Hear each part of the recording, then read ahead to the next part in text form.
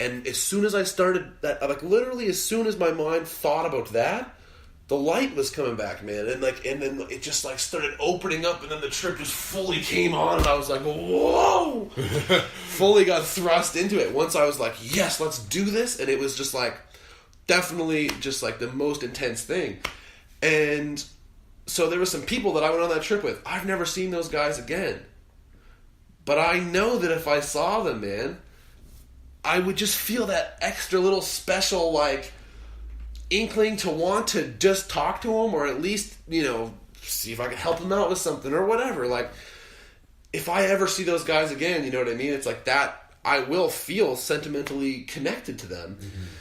And, or for example, sometimes places, like, there was this one time where me and Brandon and Nick and Kelsey had a really great mushroom trip. It's the first time I ever did 5 grams, and we were out in the woods, and I was just fucking out there hugging trees and checking all this shit out.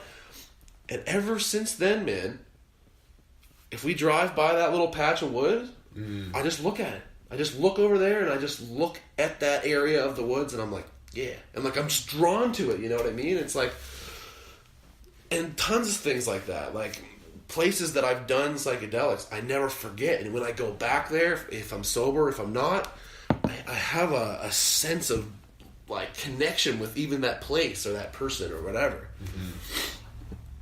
It's pretty cool. I think it induces an experience that's so rich with meaning and significance, and that it's like, I can't ignore it, man. It's not like it's not like other things where it doesn't necessarily completely wear off when you're down. No, like months and years later, that stuff you still stays with you. Yeah, like the impact that experience has on you. Well, in the recent studies on psychedelics, I think it was like 80% of the participants, right? And I think it was with psilocybin mushrooms. 80% of them ranked it in like the top 5 or top 3 most significant experiences of their life. They put it up there with like getting married, having their first kid, first mushroom trip. You know, it's just one of those things. And it's interesting to think about because there's such a rich database now of, you know, pretty rock solid evidence of... Rock salad. Rock salad. Ew. Evidence that I don't know, what is... Maybe it's most Aboriginal tribes having some sort of psychedelic practice. I mean, you have the natives in North America with peyote. Down in South America, they're still using ayahuasca in that way. In Africa, there's like the iboga. And the natives in Mexico used to not only have peyote, but also they practice with the mushrooms. There's lots of evidence to suggest, because when you look at old biblical paintings, there's lots of little, you know, Enamina muscaria. The story of the burning bush, man. The classic. The burning bush, the acacia plant, has the most concentrated amount of DMT in any pot, like in a plant, and like that, you know, the acacia plant is called the burning bush, and that burning bush apparently was speaking to Moses and telling him the commandments and the fucking, that's the word of God, you know? That sounds like a psychedelic fucking trip to me, man. Like, he must have been munching on some of those leaves and started being like, whoa. Especially when you think about, like, so as the story goes, if it's historically accurate, which there is, you know, that's debatable. There's no fucking way to know. Yeah, but let's just say he was wandering around the desert with all the Jews. You're going to eat some leaves if you find them. If you find them, whatever you find. And it's interesting because I've been listening to Jordan Peterson a fuckload. And he explains that story because he's explaining morality. Because so many people are like moral relativists these days, and they think that human beings are born as just a blank slate, and that biology has no impact on who anyone is somehow. And so he explains that story of Moses getting the commandments from up on high. You know?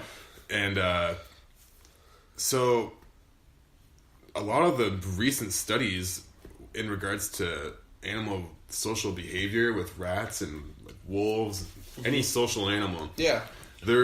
So take troops of chimpanzees, for example. This is the example Peterson uses and one I'm sure I've given on the podcast, but it's like if you have a tyrannical chimpanzee troop leader, it's not a matter of if, it's a matter of when a couple other members of the troop are going to just gang up on him and rip him to fucking shreds. Yeah, just with their teeth and hands. Violent chimpanzee style, man. Full blown. Yep. But if you have a troop with a leader at the head of it who has formed deep bonds with other members of the troop, like friendships, pays extra attention to the females and the children, and participates in grooming and just attends to all the tribe. daily practice rituals. Basically a good guy. That chimpanzee troop regime is way more stable, and it will last maybe until that chimp just dies. And it's like, it makes sense, man. And then you take mice, for example, or rats rather. They've been studying. So rats love to wrestle, especially the young ones. Interesting. Yeah, and like that's not too far fetched. I mean, you watch any animal play with each other. Yeah, especially baby mammals. Yeah, like cats and dogs. They're always rough. Yeah, for sure. They're wrestling. Yeah, and they love it. And so you can actually train rats to do all sorts of things with the reward of getting to wrestle another rat at the end of it. You can get them to do all sorts of crazy mazes and shit.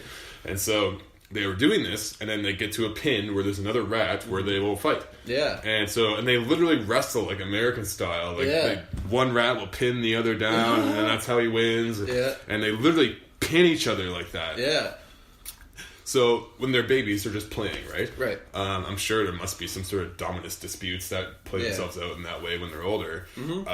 But nonetheless, so say you get a rat that's like 30% bigger than the other in the ring. That's basically enough advantage weight-wise to basically guarantee his win 100% of the time. Right. However, what they found in the lab is if that larger rat never lets the other smaller rat win at least 30% of the matches, that smaller rat never invites the big rat to play.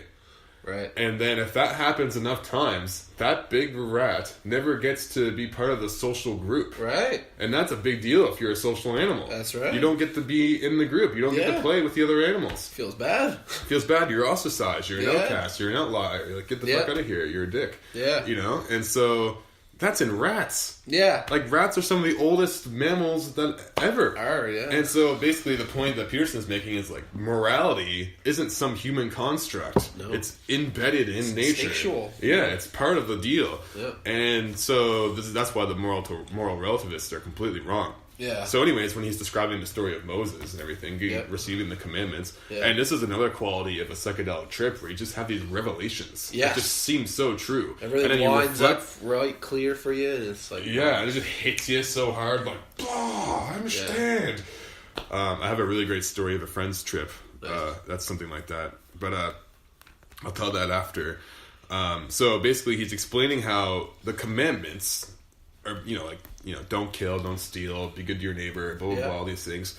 Those aren't, like, people think of it backwards. Like, that he comes up with them, and then everyone has to follow these rules. Yeah. But it's actually, those were the rules already at play. It's within you. Yeah. And he just articulated them. Yeah. It's like, oh, this is what we're already doing.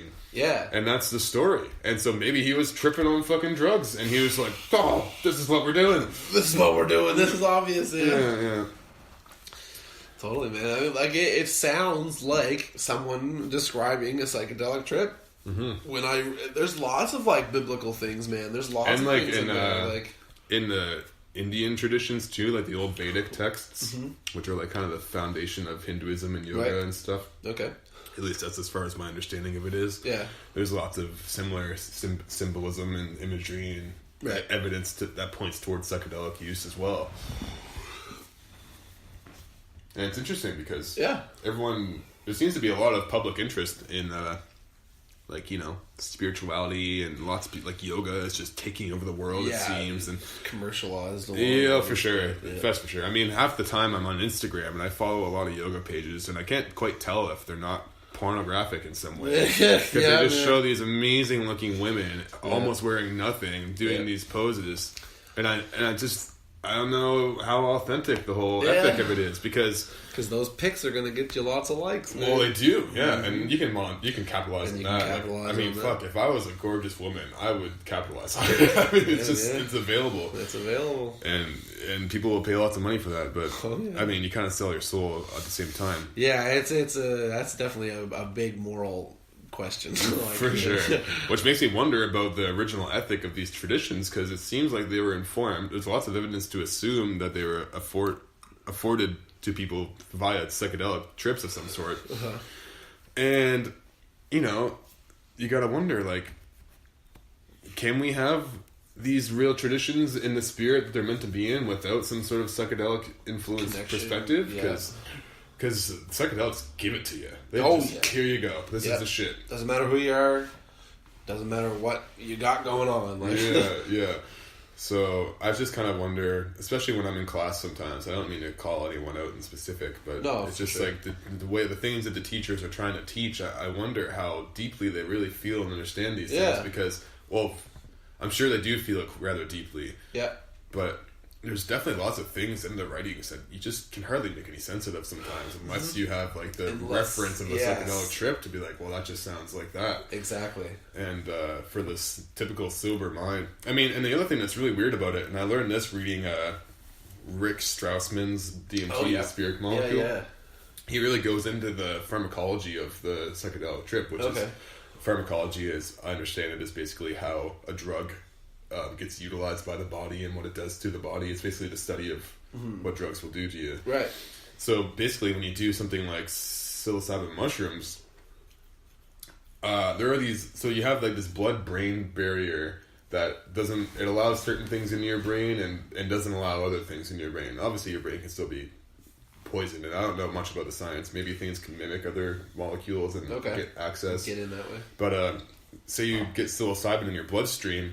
There are these little, I don't know what the word is for them anymore, but I'm guessing they're like a single-celled organism that's function in the body is to like transport other molecules to like from where they are to where they need to be. Yeah. And they go and they latch on to the psilocybin molecules and they express route it straight to the part of your brain that receives it, because it fits right into your serotonin receptors basically. And so you could make a case that we've evolved to have a psychedelic experience, like we've evolved eyes to see light and everything like that. And so that just begs the question, like, how fundamental are these things to our being? Totally. It's crazy. They've been around as long as we are, if not longer. And when you think about certain aspects of like the stoned ape theory is one that I just love, because it's like, we all know we came from primates, but how? Like, how did like, what had to happen to them in order for us to be evolved from that? And there is a lot of evidence pointing towards the fact that the growth of their brain could be due to ingesting psilocybin and because imagine being imagine something you cannot imagine. Imagine that's a lot like someone who's never done mushrooms. Yes, exactly. But just imagine, as best you can, being like a primate and a total instinctually based being that has a lot of brain power, but not like you have now. Not like us, yeah. And taking psilocybin. Like, psilocybin, it's insane when you do it, and you know what I mean? You know how, you know your times tables, you know how to fucking drive a car, you know how to play guitar, you know all these different, like, little things. You can walk, talk, read, write, fucking, you know, a language and a half, maybe, and, like, it's like, you still take this, and it's still just a mind-blowing experience that makes you rethink your entire life. Mm-hmm. Imagine being something that has no comprehension over those things and taking these and taking them and eating them every day. Like, because when you're an animal, what's the most important thing? Survival. Fucking eating and reproducing.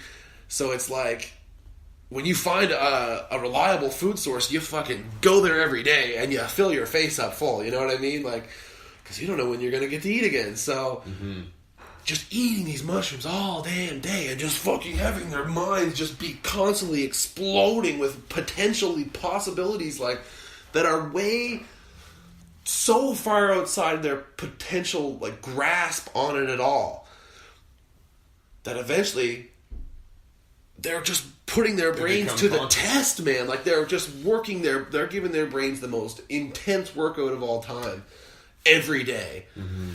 That's all they do. Mm-hmm. Imagine, you know what I mean? If they eat